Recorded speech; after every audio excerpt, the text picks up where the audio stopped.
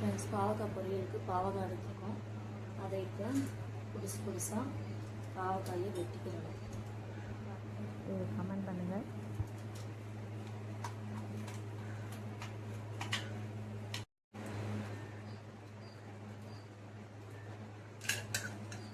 தேவையான அளவு பொரியலுக்கு பாவக்காயை வெட்டியாச்சு. தேவையான அளவு 2 வெங்காயம், 2 பச்சை மிளகாய், வெட்டின பாவக்காயை தண்ணிக்குள்ளே போட்டு வச்சுருக்கேன்.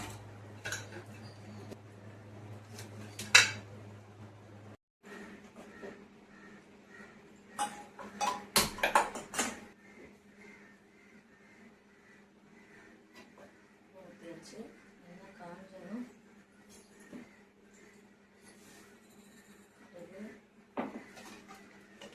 முட்டை, வெங்காயம், பச்சை மிளகாய், பாவக்காய் வெட்டி தண்ணியில் போட்டு வச்சிருக்கேன்.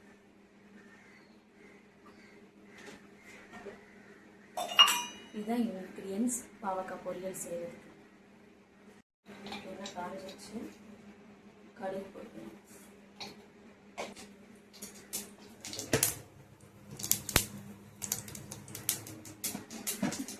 அது வெட்டி தேவையான வெங்காயம், பச்சை மிளகாய் போட்டுக்கணும்.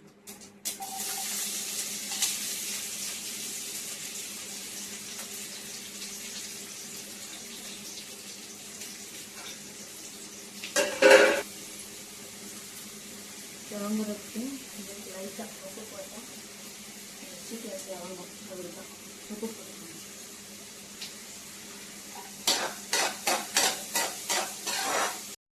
வெங்காயம் லைட்டாக வதங்கவும் நம்ம அரைச்சி வச்சுருக்க பாவக்காயை உள்ள போட்டுக்கலாம்.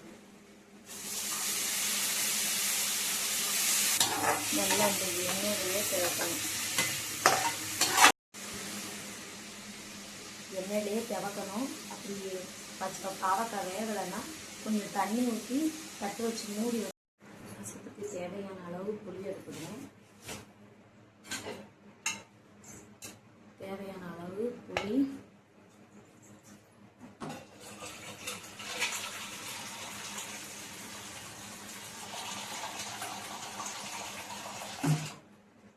ரசத்துக்கு தேவையான அளவு புளி போட்டு புளியை நானே வச்சு எடுத்துக்கணும்.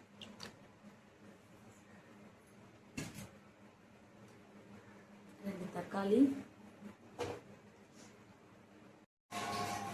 மிளகு, சீரகம், வெள்ளைப்பூடு, 2 பச்சை மிளகாய், கொத்தமல்லி இதெல்லாம் மிக்ஸி ஜாரில் போட்டு குறவரன்னு அரைச்சிக்கணும்.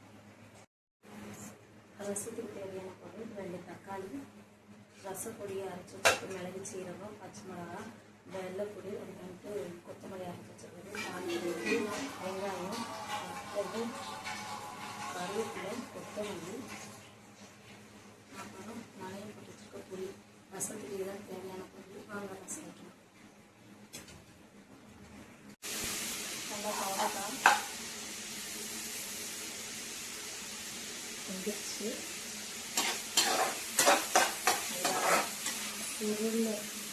சுருளை வெந்துருச்சு. இந்த ஸ்டேஜில் வச்சுக்க முட்டையை உடச்சி வச்சுக்கலாம்.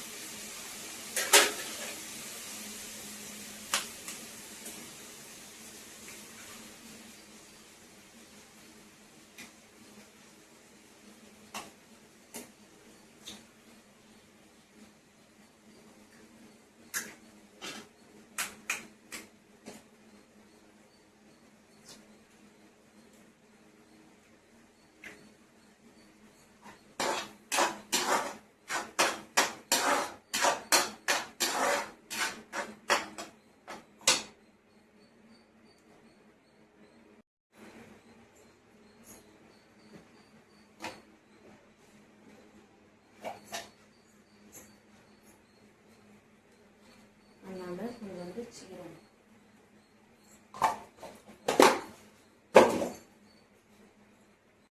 ஹாய், பாவக்காய் பொரியல் ரெடி. இப்போ எதுக்கு நான் பாவக்காயில் நம்ம முட்டை போடுறோம்னா குழந்தைக்கு கொடுப்போம். குழந்தைங்களுக்கு வந்து கசப்பு தட்டும்ல, அதனால் முட்டை போட்டால் கொஞ்சம் கசப்பு இருக்காது. அதனால முட்டை ஸ்மெல் போடுறதுக்கும் கொஞ்சோண்டு சீரகமும் கொத்தமல்லியும் போடுங்க, பச்சை ஸ்மெல் இருக்காது. பாவக்காய் பொரியல் ரெடி.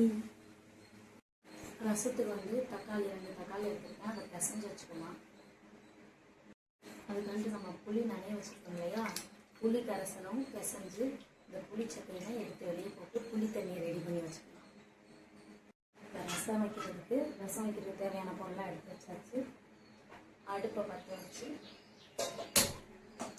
எண்ணெய் ஊற்றிட்டேன். ஏற்கனவே எண்ணெய் ஊற்றியாச்சு. கடுகு போடணும்.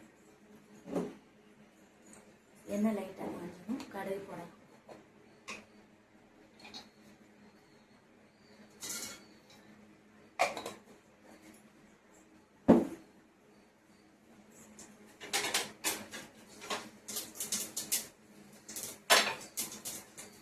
கடுகு வெடிச்சு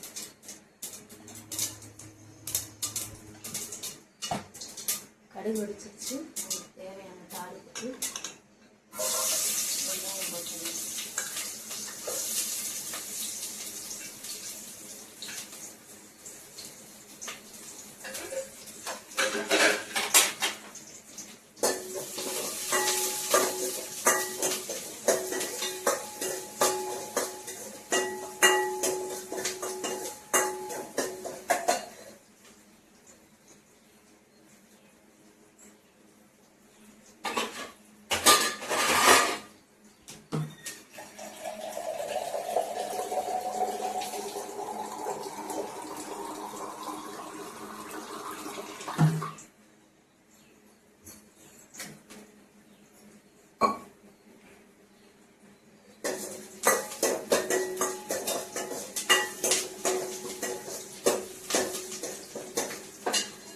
தாளிக்கிறதுக்கு வெங்காயம் போட்டோமா, இது வந்துட்டு காஞ்ச ஒரே ஒரு காரத்துக்காக காஞ்ச மிளகாய்.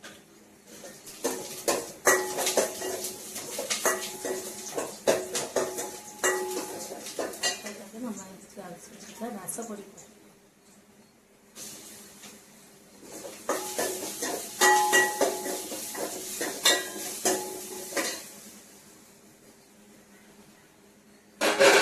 ரசப்பொடி போட்டு தேவைக்கிட்டு தக்காளி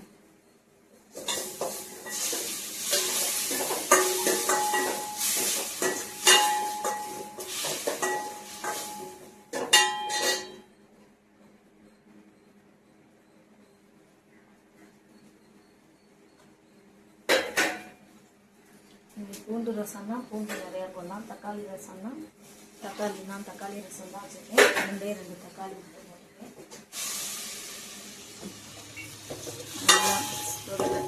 தேவைக்கு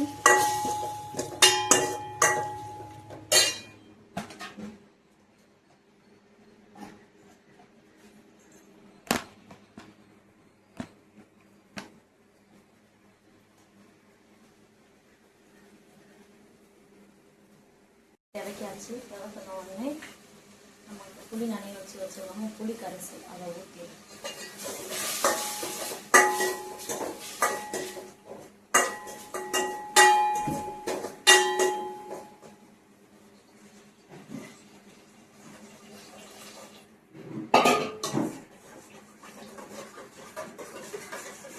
புளி கரைசல் ஊற்றியாச்சு. அதுக்கு தேவையான அளவு தண்ணி ஊற்றி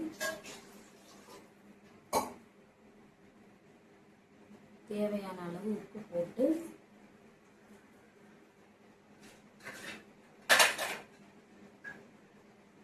நல்லா உப்பு போட்டாலும் உப்பு எல்லாத்தையும் சரம் சிம்மில் வச்சு மூடி வச்சுட்டு முறைக்கிழமை, அதாவது மேலே வந்து பபிள்ஸாக வரும்போது அடுப்பை ஆஃப் பண்ணிவிட்டு கொத்தமல்லி மட்டும் தூவி இறக்கணும். ரசம் ரெடி.